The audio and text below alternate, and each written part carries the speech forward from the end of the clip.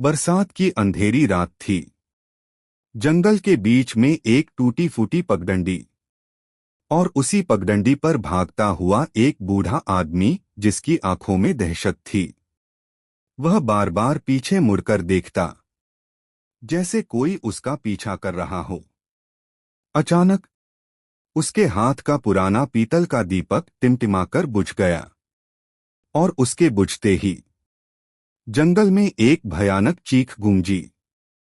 बूढ़ा आदमी गिर पड़ा और अगले दिन जब गांव वालों ने उसे ढूंढा, उसके शरीर पर कोई चोट नहीं थी, पर उसका चेहरा ऐसा जड़ हो चुका था जैसे उसने कुछ ऐसा देखा हो जिसे इंसानी आंखें देख ही नहीं सकती।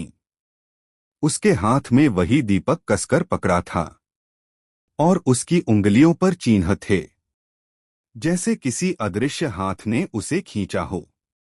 यही से शुरू होता है खोए हुए गांव का आखिरी रहस्य। मुख्य कहानी राजवीर की खोज। राजवीर शहर का एक युवा पत्रकार इस मामले को कवर करने गांव मौनपुर पहुंचता है। एक ऐसा गांव जहां सूर्यास्त के बाद कोई घर से बाहर नहीं निकलता।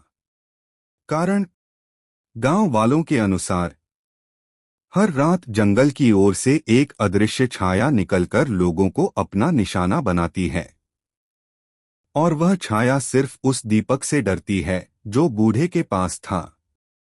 राजवीर हंस देता है। छाया, दीपक, ये सब अंधविश्वास है।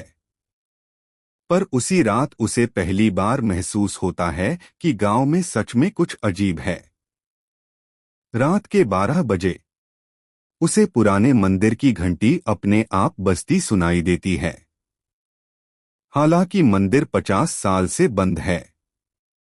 धीरे धीरे गांव के पुराने लोग खुलासा करते हैं कि सदियों पहले मौनपुर पूरा गांव एक रात में गायब हो गया था। सिर्फ एक दीपक बचा था और एक गुफा के अंदर लिखा था, प्रकाश रहे तभी जीवन रहे। इस घटना के पीछे क्या था, यह राजवीर को खुद नहीं पता लगता, जब तक कि वह उस दीपक को लेकर जंगल की तरफ नहीं चला जाता। सस्पेंस बढ़ता है। जंगल का सच। जंगल के बीचों बीच हवा अचानक ठंडी होने लगती है। पेड़ पौधे विचित्र तरह से हिलते हैं और फिर राजवीर को एक अदृश्य कदमों की आवाज सुनाई देती है। दीपक चमकने लगता है, जैसे किसी खतरे का संकेत दे रहा हो। छाया दिखाई नहीं देती, पर उसकी उपस्थिति साफ महसूस होती है। पत्तों का हिलना, अचानक आती दबीदबी सिसकियां और पैरों के नीचे की मिट्टी का हिलना। राजवीर डरता है, पर पीछे हटने की बजाय आगे बढ़ता है। उसी जंगल के बीच उसे एक पुराना टूटा मंदिर मिलता है, जो मानो सदियों बाद किसी का इंतजार कर रहा हो। मंदिर के अंदर एक पत्थर की दीवार पर लिखा था, जिस गांव ने अपना प्रकाश खोया वह अंधेरे का हिस्सा बन गया। उसी वक्त दीपक की लौ जोर से भड़कती है और अचानक मिट्टी के अंदर से कई हाथ बाहर निकलने लगते हैं। गांव वाले, सैकड़ों, जैसे सदियों से दबे हुए हों। राजवीर भागने की कोशिश करता है, पर अचानक एक अदृश्य आवाज कहती है, तुम आए हो हमें मुक्त करने। रहस्य का खुलासा, शॉकिंग ट्विस्ट। छाया कोई राक्षस नहीं थी, वह गांव की सामूहिक चेतना थी। उन लोगों की जिन्हें एक दुष्ट तांत्रिक ने अंधकार में बांध दिया था। दीपक वही था जो उस तांत्रिक को रोकने के लिए आखिरी बार जलाया गया। प्रकाश की आखिरी निशानी। राजवीर को पता चलता है कि अगर दीपक की लौ पूरी तरह बुझ गई तो गांव की आत्माएं कभी भी मुक्त नहीं होंगी और राजवीर भी उसी अंधेरे का हिस्सा बन जाएगा। लौ कांप रही है, छाया पास आ रही है।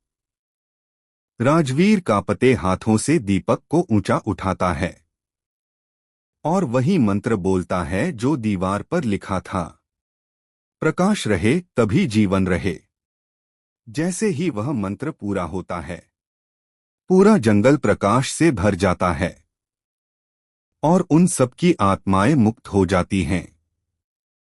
छाया गायब, जंगल शांत, दीपक बुझ जाता है। इस बार हमेशा के लिए। अंत का सुपर ट्विस्ट। गांव वाले खुश होते हैं कि उनका श्राप खत्म हो गया। पर जब राजवीर शहर लौटने लगता है, तभी उसे एक बच्ची रास्ते में मिलती है। वह मुस्कुराकर कहती है, भैया, आपने सबको तो मुक्त कर दिया, पर तांत्रिक अभी भी आजाद है।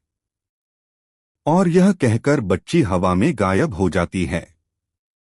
राजवीर के हाथ में अचानक वही पुराना दीपक दिखाई देता है, जो अब दोबारा जल चुका था। कहानी यहीं खत्म नहीं हुई, बस अब इसकी शुरुआत हुई है। Please like, share and subscribe our YouTube channel.